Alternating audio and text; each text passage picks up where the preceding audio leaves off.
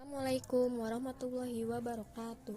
Perkenalkan, nama saya Cindy Amelia dari Prodi Manajemen Fakultas Ekonomi Bisnis, mata kuliah Pendidikan Agama, materi tentang ibadah. Latar belakang. Ibadah merupakan rangkaian ritual yang dilakukan manusia dalam rangka pengabdian atau kepatuhan kepada Sang Pencipta. Ibadah dalam Islam tidak hanya terbatas pada hubungan manusia dengan Allah semata, melainkan juga terdapat hubungan antara manusia dengan manusia lainnya serta antara manusia dengan alam. Ada dua pembagian ibadah dalam Islam, yaitu ibadah madlah dan ghairu madlah. Ibadah madlah yaitu ibadah yang berhubungan dengan perjalanan syariat Islam yang terkandung dalam rukun Islam. Contohnya ibadah mahdah antara lain sholat, zakat, puasa, dan haji. Sementara ibadah ghairul mahdah adalah ibadah yang dilaksanakan umat Islam dalam hubungannya dengan sesama manusia dan lingkungannya. Ibadah ghairul mahdah dikenal dengan ibadah muamalah. Dari dua pembagian ibadah ini, secara implisit maupun eksplisit, ibadah tidak hanya berupa rangkaian ucapan dan gerakan semata. Lebih dari itu, di balik ibadah terdapat nilai-nilai luhur yang mengatur hubungan antara sesama. Nilai-nilai luhur ini bisa dikenal sebagai etika atau akhlak. Hal ini yang kemudian dijadikan sebagai pijakan bagi umat Islam untuk dapat menjadikan kehidupannya menjadi baik dan selalu bermanfaat bagi diri dan lingkungannya. Terkait manifestasi etika atau akhlak tersebut di dalam Islam, keberadaannya diaktualisasikan dalam kehidupan sehari-hari. Adapun wujudnya adalah akhlak kepada Allah Subhanahu wa taala, akhlak terhadap diri sendiri, dan akhlak terhadap orang lain. Pembagian akhlak ini yang kemudian disebut sebagai nilai luhur yang penting untuk dikembangkan bagi setiap muslim.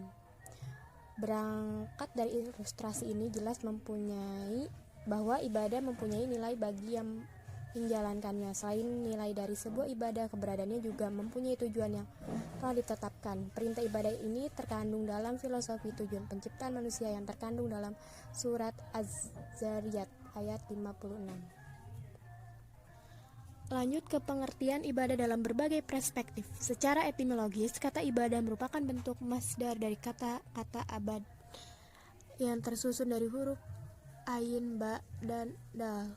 Arti dari kata tersebut mempunyai dua makna pokok yang kelihatan bertentangan atau bertolak belakang. Pertama, mengandung pengertian lin wazul, yakni kelemahan dan kerendahan. Kedua, mengandung pengertian sidat wa kilaz, yakni kekerasan yang dimiliki dan mempunyai bentuk jamak. Abid dan ibad. Bentuk pertama menunjukkan makna budak-budak, dan yang kedua untuk makna hamba-hamba Tuhan. Dari makna terakhir inilah bersumber kata abadaya budu ibadatan yang secara menuju hati sejahtera. Dijelaskan bahwa kata ibadah mengandung kemujma'an dan kemudahan. Ayat-ayat Al-Quran yang menggunakan kata abd dan yang serupa dan dekat maknanya adalah seperti qada, nunduk atau merendahkan diri, khasya atau khusyuk atau menaati, dan zal, menghinakan diri. Sejalan dengan pengertian tersebut, Hasbi As-Siddiq juga menjelaskan bahwa ibadah dari segi bahasa adalah taat, menurut, mengikut, tunduk, dan doa. Menurut istilah tidak disepakati tentang pengertian ibadah. Dengan demikian, ibadah secara terminologis ditemukan dalam ungkapan yang berbeda-beda. Hasbi As-Siddiq dalam mengutip beberapa pendapat, ditemukan pengertian ibadah yang beragam. Misalnya, dari perspektif ulama tauhid mengartikan ibadah dengan mengesahkan Allah, meminta izinkannya dengan sepenuh-penuhnya, tazim, serta menghinakan diri kita dan menundukkan jiwa kepadanya, yaitu menyembah Allah sendiri. Menurut perspektif ulama, akhlak mengartikan ibadah dengan mengerjakan segala taat badaniyah dan menyelenggarakan segala syariat atau hukum. Menurut perspektif ulama tasawuf, mengartikan ibadah dengan seorang mukallaf mengerjakan sesuatu yang berlawanan dengan keinginan nafsunya untuk membesarkan Tuhannya. Menurut perspektif ulama fikih, mengartikan ibadah dengan segala taat yang dikerjakan untuk mencapai keridhaan Allah dan mengharapkan pahalanya di akhirat. Muhammad Quraisy Shihab menyatakan ibadah adalah suatu bentuk ketundukan dan ketaatan yang mencapai puncaknya sebagai dampak dari rasa pengagungan yang bersemai dalam lubuk hati seseorang terhadap siapa yang kepadanya ia tunduk. Rasa itu lahir akibat adanya keyakinan dalam diri yang beribadah bahwa objek yang kepadanya ditujukan ibadah itu memiliki kekuasaan yang tidak dapat terjangkau hakikatnya. Pengertian ibadah dalam ungkapan yang berbeda sebagaimana yang telah dikutip pada dasarnya memiliki kesamaan esensial, yakni masing-masing bermuara pada pengabdian seseorang hamba kepada Allah Subhanahu wa taala dengan cara mengagungkannya, taat kepadanya, tunduk kepadanya, dan cinta yang sempurna kepadanya. Lanjut, macam-macam ibadah ditinjau dari berbagai segi. Ibadah ditinjau dari beberapa segi memiliki begitu banyak klasifikasi, mulai dari ruang lingkup, bentuk, dan sifat, dan juga lain sebagainya. Klasifikasi yang dimaksud antara lain dari segi ruang lingkupnya. Ditinjau dari segi ruang lingkupnya, ibadah dapat dibagi menjadi dua macam, yaitu ibadah khasah, yaitu ibadah yang ketentuan dan caranya pelaksanaannya secara khusus sudah ditetapkan oleh nas seperti sholat, zakat. Kedua, ibadah amma, yaitu semua perbuatan baik yang dilakukan dengan niat yang baik dan semata-mata karena Allah Subhanahu wa taala atau ikhlas, seperti makan dan minum, bekerja, amar ma'ruf nahi munkar, berlaku adil, berbuat baik kepada orang lain, dan sebagainya. Segi bentuk dan sifatnya.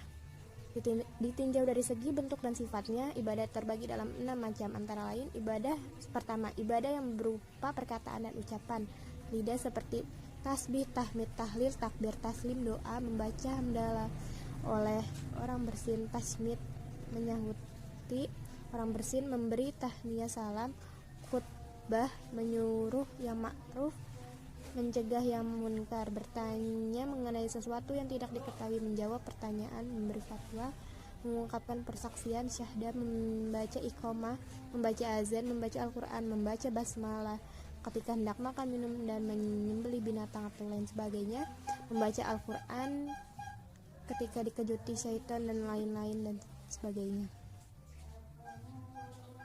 Yang kedua, ibadah berupa perbuatan seperti menolong orang yang karam atau yang tenggelam, berjihad di jalan Allah Subhanahu wa taala, membela diri dari gangguan, menyelenggarakan mayat dan mandi.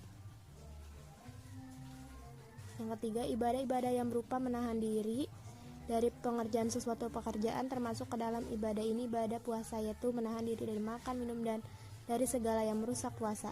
Keempat, ibadah-ibadah yang terdiri dari melakukan dan menahan diri dari suatu perbuatan seperti itikaf, duduk di rumah Allah, serta menahan diri dari ijma dan mubasyarah, bergaul dengan istri, haji, tawaf, wukuf di Arafah, ihram, serta menahan diri ketika haji atau umroh dari menggunting rambut, memotong kuku, jimaah, nikah dan menikahkan, berburu, menutup muka oleh para wanita dan menutup kepala oleh lelaki. Yang kelima, ibadah yang bersifat menggugurkan hak, seperti membebaskan orang yang berhutang dari hutangnya dan memaafkan kesalahan dari orang yang bersalah dan memerdekakan budak dengan kafarat.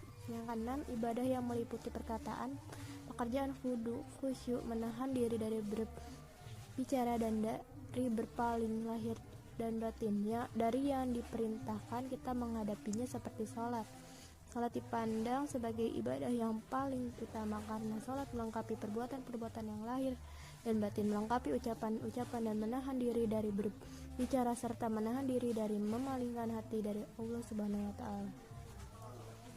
Lanjut, dari segi sifat, waktu, keadaan, dan rukunnya.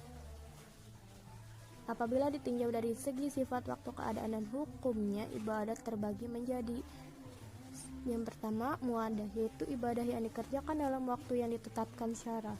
Ibadah tersebut dilakukan pada waktu yang ditetapkan itu untuk pertama kalinya, bukan sebagai pengulangan. Pelaksanaan ibadah ini disebut dengan ibadah tunai atau adat. Yang kedua, muqdi, yaitu ibadah yang dikerjakan sesudah keluar waktu yang ditentukan syara. Ibadah ini bersifat sebagai pengganti yang tertinggal, baik karena disengaja atau tidak, seperti tertinggal karena sakit atau sedang dalam bepergian. Pelaksanaan ibadah ini disebut dengan qada. Yang ketiga, mu'ad, yaitu ibadah yang diulang sekali dalam waktunya untuk menambah kesempurnaan, misalnya melaksanakan sholat secara berjamaah dalam waktunya yang ditentukan setelah pelaksanaan secara sendirian pada waktu yang sama. Yang keempat, mutlak, yaitu ibadah yang tidak dikaitkan waktunya oleh syarat dengan sesuai waktu yang terbatas, seperti membayar kafarat sebagai hukuman bagi pelanggar sumpah. Yang kelima, ada muwaqat, yaitu ibadah yang dikaitkan oleh syarat dengan waktu tertentu yang terbatas, seperti sholat pada waktu subuh, zuhur, asar, maghrib, dan isya, termasuk juga puasa pada bulan Ramadan. Yang keenam,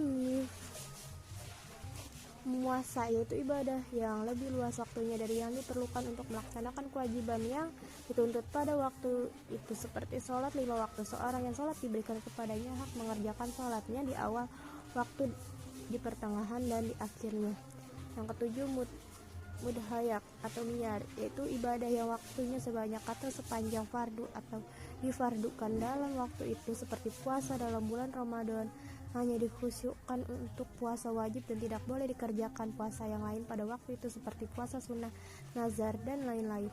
Yang kedelapan, zuyabain, yaitu ibadah yang mempunyai persamaan dengan mudhayak dan mempunyai persamaan pula dengan muasa, seperti pada ibadah haji. Dari segi pelaksanaannya, ibadah haji menyerupai mudhayak karena hanya diwajibkan sekali dalam setahun, dan dari segi keberlanjutan bulan-bulan haji itu mempunyai muasa.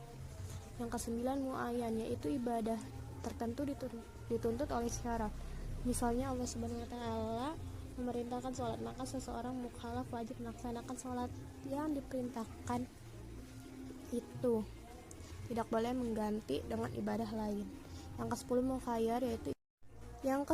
mukhayyar, yaitu ibadah yang boleh dipilih dari salah satu yang diperintahkan, seperti kebolehan memilih antara beristinja dengan air dan beristinja dengan batu. Yang ke-11, muhadat, yaitu ibadah yang dibatasi kadarnya oleh syarat, seperti sholat fardu dan zakat. Yang ke-12, ghairu muabat, yaitu ibadah yang tidak dibatasi kadarnya oleh syarat, seperti mengeluarkan harta di jalan Allah Subhanahu wa Ta'ala, memberi makan orang yang lapar, dan memberi pakaian orang yang tidak berpakaian. Yang ke-13, muratab, yaitu ibadah yang harus dikerjakan secara tertib, maksudnya sesudah pertama tidak disanggupi barulah dikerjakan. Yang kedua, seperti kafarat jima yang dilakukan oleh orang yang sedang puasa Ramadan, mula-mula memerdekakan budak. Kalau budak tidak disanggupi, berpindah kepada puasa dan bulan berturut-turut. Kalau puasa tidak sanggup, berpindah kepada memberi makan 60 orang miskin. Yang ke-14 yaitu mayakbal al-takhir wala yakbal al-takdim, yaitu ibadah yang dapat ditakhirkan atau dilambatkan dan tidak dapat didahulukan dari waktunya, seperti sholat maghrib dan puasa. Sholat maghrib boleh dijamak takdimkan ke waktu isya dan tidak boleh dijamak takdimkan ke waktu asar. Puasa juga dapat ditakdimkan ke waktu-waktu yang dibolehkan puasa di dalamnya, seperti puasa orang yang sakit atau yang sedang dalam bepergian. Kepada mereka dibolehkan mentakdirkan puasanya setelah bulan Ramadan. Yang ke-15, mayakbal al-takdim wala yakbal al-takhir, yaitu ibadah yang boleh didahulukan dari waktunya tetapi tidak boleh ditunda dari waktunya, seperti sholat asar dan isya. Sholat asar bisa didahulukan pelaksanaannya ke waktu zuhur tetapi tidak boleh ditakhirkan ke waktu maghrib, dan sholat isya bisa pula didahulukan ke waktu maghrib tetapi tidak bisa ditunda ke waktu subuh. Yang ke-16, malayakbal al-takdim wala takhir, yaitu ibadah tidak dapat didahulukan dan ditunda dari waktunya, seperti sholat subuh. Sholat subuh tidak dapat didahulukan ke waktu isya dan tidak pula dapat ditunda ke waktu zuhur. Yang ke-17, mayajibu ala al-faur, yaitu ibadah yang mesti segera dilaksanakan, seperti menyuruh yang ma'ruf dan mencegah yang munkar, dan zakat yang telah memenuhi persyaratan. Yang ke-18, mayajibu ala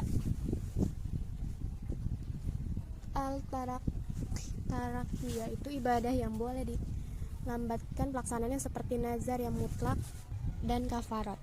Yang ke-19, mayakbal al-takhul, yaitu ibadah yang dapat diterima secara takhul, maksud memasuki. Dengan kata lain, ibadah yang dapat dengan sekali pelaksanaan menghasilkan dua ibadah sekaligus, seperti dalam pelaksanaan haji sudah termasuk di dalamnya pelaksanaan umroh, dan dalam pelaksanaan pelaksanaan puasa qada pada hari Senin, termasuk di dalamnya pelaksanaan puasa sunnah wudhu untuk berbagai ibadah dapat dilakukan satu kali seperti wudhu untuk baca Al-Quran dan dapat digunakan untuk sholat. Yang ke-20 malayak bal al-tadakhul, yaitu ibadah yang tidak dapat menerima secara tadakhul, ya, seperti sholat, zakat, sedekah, hutang, haji, dan umroh. Orang yang melaksanakan dua sholat qada dan tunai, maka menurut Syafi'i, ya, sholatnya tidak sah, sedangkan menurut jumhur fuqaha sah untuk tunai dan tidak untuk qada. Orang yang memberikan hartanya kepada fakir miskin dengan niat zakat dan sedekah sunnah, maka yang dipandang sah adalah zakat orang yang berniat 2 haji dan 2 umroh. Hanya sah 1 haji dan 1 umroh. Yang ke-21 ma'uktulifa qabl al-tadakhul, yaitu ibadah yang diperbedakan para ulama tentang dapat atau tidaknya secara tadakhul, seperti maksudnya wudhu ke dalam mandi. Yang ke-22 ma'azimatuhu afdal min rukhsati, yaitu ibadah yang azimahnya lebih utama dari rukhsahnya, seperti istinja dengan air lebih utama dari istinja dengan batu. Yang ke-23 marukhsatu afdal min azimati, yaitu ibadah yang rukhsahnya lebih utama dari azimahnya, seperti sholat qasar, meringkas salat dalam perjalanan 3 hari lebih utama dari menyempurnakannya azimah. Yang ke-24 maya qabal fi jami al-awqat, yaitu ibadah yang boleh diselesaikan di qada dalam segala waktu. Yang ke-25 malayu qada illa fi misli watihi, yaitu ibadah yang tidak boleh diqada kecuali waktu semisalnya seperti haji. Yang ke-26 mayaqbal ada wa al-qada, yaitu ibadah yang boleh dilaksanakan di dalam atau di luar waktunya seperti haji dan puasa. Akan tetapi qada haji harus ditunggu masa haji berikutnya. Yang ke-27 mayaqbal ada wa la yaqbal al-qada, yaitu ibadah yang menerima pelaksanaan dalam waktunya dan tidak dapat menerima pelaksanaan di luar waktunya atau tidak bisa diqada, seperti sholat Jumat. Yang ke-28 malayusafu biqada wala ada, yaitu ibadah yang tidak disifatkan dengan tunai dan tidak pula dengan qada, seperti sholat sunnah mutlak dan memutuskan perkara atau memberi fatwa. Yang ke-29 mayataqadar wa adai ma'aqabuli litakhir, yaitu ibadah yang terbatas waktunya mengqadanya tetapi dapat juga dikerjakan sesudah lewat waktu qada itu, seperti puasa yang waktunya ditentukan dalam setahun sebelum masuk Ramadan berikutnya, tetapi diterima juga qada itu bila dikerjakan sesudah waktunya. Yang ke-30 mayakun qada umutaqrahian, yaitu ibadah yang boleh diqadakan kapan saja dikehendaki dan tidak perlu disegerakan. Menurut golongan Syafi'iyah, sholat yang terlewat karena tertidur atau lupa tidak perlu disegerakan mengqadanya. Lanjut yang ke-31 mayajibu qada ala al-faur, yaitu ibadah yang wajib segera diqada, seperti haji dan umroh yang dirusakkan. Yang ke-32 hulu al-syar min al-ibadat, yaitu ibadah yang bisa dilaksanakan atas dasar sesuatu syarat seperti nazar. Ibadah ini dapat dikaitkan dengan suatu syarat. Yang ke-33 malaya kebal ala talik wala al-syar, yaitu ibadah yang tidak bisa digantungkan kepada suatu syarat seperti puasa dan sholat yang telah diwajibkan oleh syarat. Yang ke-34 mayutabar biwak filihla liwat wujubi, yaitu ibadah yang dipandang waktu pelaksanaannya bukan waktu wajibnya, seperti suci untuk sholat, menghadap kiblat, dan menutup aurat dalam sholat. Contoh lain adalah keadilan seorang saksi dipandang keadilannya pada waktu pelaksanaan kesaksian, bukan waktu menyaksikan suatu peristiwa. Yang ke-35 mayu tabaru biwak wujubi, yaitu ibadah yang dipandang dengan waktu wajibnya, seperti meninggalkan sholat yang wajib dalam waktu hadir tidak berpergian lalu diqada dalam safar. Dalam keadaan seperti ini sholat qadanya tidak boleh dilakukan dengan cara kashar, meskipun ketika itu seorang dalam keadaan berpergian, karena yang dipandang adalah waktu wajibnya, yang dalam hal ini adalah waktu hadir. Yang ke-36 ma'uktulifa fi ittibarih biwak wujubi, yaitu ibadah yang diperselisihkan tentang apakah yang dipandang adalah waktu wajib dan waktu pelaksanaannya, seperti sholat yang ditinggalkan dalam safar. Bila diqada di waktu hadar, ulama yang memandang kepada waktu wajibnya maka mendahulukan sholat qada lebih utama, sedangkan ulama yang memandang pada waktu pelaksananya berpendapat bahwa mendahulukan sholat qadar lebih utama. Lanjut, hikmah adanya ibadah. Ibadah berarti merendahkan diri, menyerahkan diri, ketaatan dan berbakti sepenuhnya. Jadi ibadah kepada Allah Subhanahu wa taala berarti menerima kesan dari sifat-sifat ilahi dan merupakan serta mencerminkan sifat-sifat itu dalam dirinya sebagai bentuk pernyataan iman kepada tauhid ilahi yang diwujudkan dalam perbuatan dengan ketaatan dan pengkhidmatan. Di hikmah ibadah meliputi yang pertama tidak syirik, dan melainkan bersujudlah kepada Allah yang telah menciptakan mereka jika benar-benar hanya kepadanya kamu menyembah atau beribadah. Seorang hamba yang sudah berketapan hati untuk senantiasa beribadah menyembah kepadanya, maka ia harus meninggalkan segala bentuk syirik. Ia telah mengetahui segala sifat-sifat yang dimilikinya adalah lebih besar dari segala yang ada, sehingga tidak ada wujud lain yang dapat mengunggulinya dan dapat dijadikan tempat bernaung. Yang kedua, memiliki ketakwaan hati manusia. Sembahlah Tuhanmu yang telah menjadikan kamu dan juga orang-orang sebelummu supaya kamu bertakwa. Ada dua hal yang melandasi manusia menjadi bertakwa, yaitu karena cinta atau karena takut. Ketakwaan yang dilandasi cinta timbul karena ibadah yang dilakukan manusia setelah merasakan kemurahan dan keindahan Allah Subhanahu wa taala. Setelah manusia melihat kemurahan dan keindahannya, muncullah dorongan untuk beribadah kepadanya. Sedangkan ketakwaan yang dilandasi rasa takut timbul karena manusia menjalankan ibadah dianggap sebagai suatu kewajiban, bukan sebagai kebutuhan. Ketika manusia menjalankan ibadah sebagai suatu kewajiban, ada kalanya muncul ketidakikhlasan, terpaksa, dan ketakutan akan balasan dari pelanggaran karena tidak menjalankan kewajiban itu. Yang ketiga, terhindar dari kemaksiatan. Sesungguhnya salat mencegah orang dari kekejian dan kejahatannya yang nyata. Ibadah memiliki daya pensucian yang kuat sehingga dapat menjadi tameng dari pengaruh dan kemaksiatan, tetapi keadaan ini hanya bisa dikuasai jika ibadah yang dilakukan berkualitas. Ibadah ibarat sebuah baju yang harus selalu dipakai dimanapun dan kapanpun manusia berada. Yang keempat, berjiwa sosial. Ibadah menjadikan seorang hamba menjadi lebih peka dengan keadaan lingkungan di sekitarnya karena dia mendapat pengalaman langsung dari ibadah yang dikerjakannya, sebagaimana ketika melakukan ibadah puasa yang dikerjakannya. Sebagaimana ketika melakukan ibadah puasa, ia merasakan rasanya lapar yang biasa dirasakan orang-orang yang kekurangan, sehingga mendorong hamba tersebut lebih memperhatikan orang-orang dalam kondisi ini. Yang kelima, tidak kikir. Dalam karena cintanya memberikan harta benda kepada ahli kerabat dan anak-anak yatim dan orang-orang miskin dan kaum musafir dan mereka yang meminta sedekah dan untuk memerdekakan sahaya. Harta yang dimiliki manusia pada dasarnya bukan miliknya, tetapi milik Allah Subhanahu wa taala yang seharusnya diperuntukkan untuk kemaslahatan umat, tetapi karena kecintaannya manusia yang begitu besar terhadap keduniaan menjadikan dia lupa dan kikir akan hartanya. Berbeda dengan hamba yang mencintai Allah Subhanahu wa taala, senantiasa dalam menafkahkan hartanya di jalan Allah Subhanahu wa taala. Ia menyadari bahwa miliknya adalah bukan haknya, tetapi ia hanya memanfaatkan untuk keperluannya semata-mata sebagai bekal di akhirat yang diwujudkan dalam bentuk pengorbanan harta untuk keperluan umat.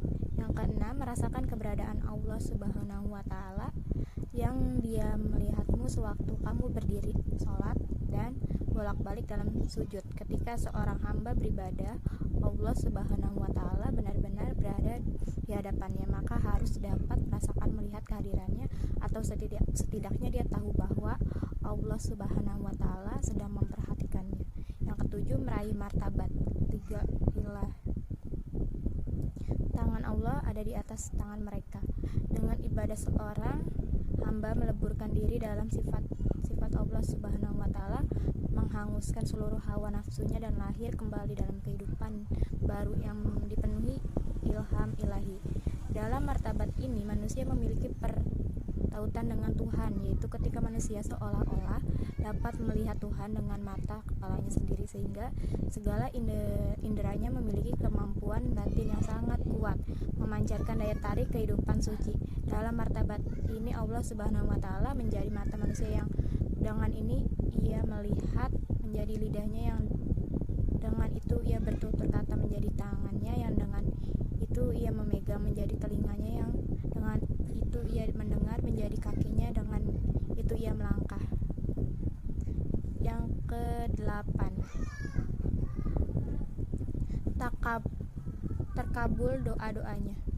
Aku mengabulkan doa orang yang menolong apabila ia mendoa kepadaku, maka hendaklah mereka menyambut seruanku dan beriman kepadaku, supaya mereka mengikuti jalan yang benar.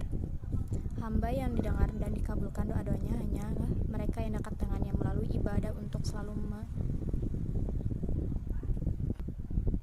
menyeru kepadanya. 9. Banyak saudara ibadah selayaknya dikerjakan secara berjamaah, karena setiap individu pasti memerlukan individu yang lain, dan ibadah yang dikerjakan secara berjamaah memiliki derajat yang lebih tinggi dan dari berbagai seginya, terutama terciptanya jalinan tali silaturahim.